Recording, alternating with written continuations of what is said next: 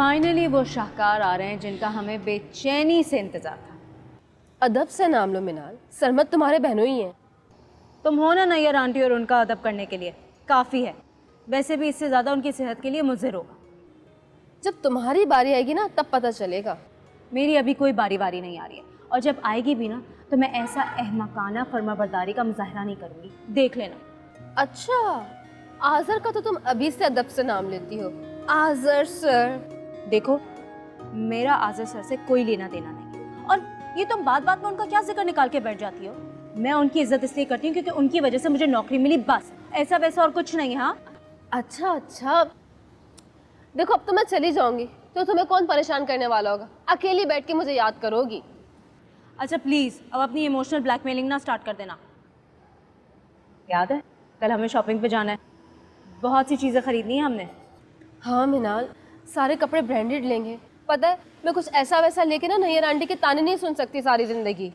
Nayyar aunty तुम्हें एक लफ्ज़ नहीं कह सकेंगी रूमी, हमारी हर चीज़ बेहतरीन है, देख लेना। तो फिर कल से शुरू।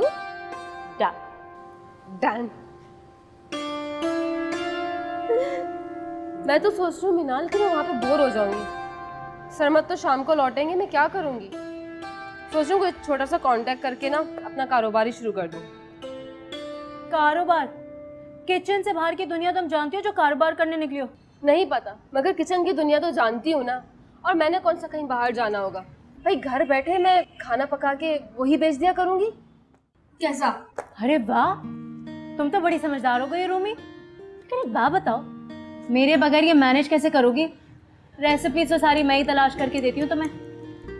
वही तो, तुम्हें बाहर लेके जाने का मैं सोच तो रही हूँ। अच्छा, तो अब मैं जहेज में आपके साथ जाऊंगी। जहेज में लेके जाने के लिए तुम्हें नैयर आंटी से अप्रूवल कराना पड़ेगा। मैंने तो कोई दूसरी तरकीब सोची है। खुदा खैर करे। गैर कानूनी तौर पर?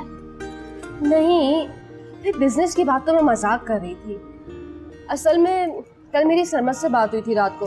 मैंने उनसे कह दिया कि तुम्हारे लिए कोई अच्छा सा रिश्ता ढूंढे। वाह भाई, मुझसे बगैर पूछे ये बात कर ली।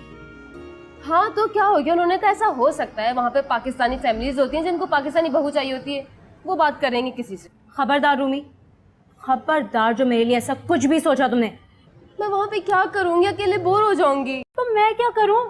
मुझे बाहर जाने वाने का कोई शौक नहीं है। तुम जानो और तुम्हारा शौहर। किन हरकतों में मुझे सुबह सुबह लगा दिया, ऑफिस के लिए देर हो रही है मुझे। अरे मनाल, अब जब मैं जीतने वाली थी तो तुमने गेम छोड़ के जा रही हो।